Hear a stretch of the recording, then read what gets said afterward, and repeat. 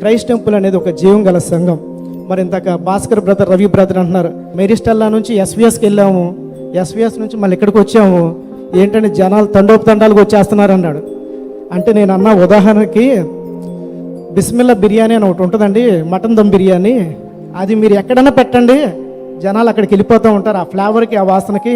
అదేవిధంగా Christ temple అనే ఒక ఫ్లేవర్ని పొందిన ప్రతి ఒక్కరు కూడా ఎక్కడన్నా పెట్టండి, మీరు మారుమూల గ్రామాల్లో పెట్టినా కూడా వచ్చేస్తారు. అది కేవలం దేవుని యొక్క ఉచితమైన కృప, దేవుని యొక్క ప్రణాళిక, దేవుని యొక్క అనాథ సంకల్పన, దైవజనులు దైవజనరాల యొక్క శ్రమ, అదేవిధంగా జోసెఫ్ విజయ్ కుమార్ గారు, సత్య విజయ్ కుమార్ గారి యొక్క ప్రార్థన మన సంఘ ప్రార్థన అని నేను చెప్తూ ఉన్నానండి. Praise the lord. నాకు ఈ అవకాశం ఇచ్చిన దైవజనులకు సంఘానికి హృదయపూర్వక కృతజ్ఞతలు. దేవుని నామానికి మహిమ కలుగునుగా. దేవుని సన్నిధి ఎక్కడైతే ఉంటుందో అక్కడ ఆనందం ఉంటుంది. యేసయ్య పాదాల దగ్గర స్వస్థత ఉంటుంది, యేసయ్య పాదాల సమస్యకు పరిష్కారం ఉంటుంది, యేసయ్య పాదాల దగ్గర ఐక్యత ఉంటుంది. Praise God. చాలా సంతోషం.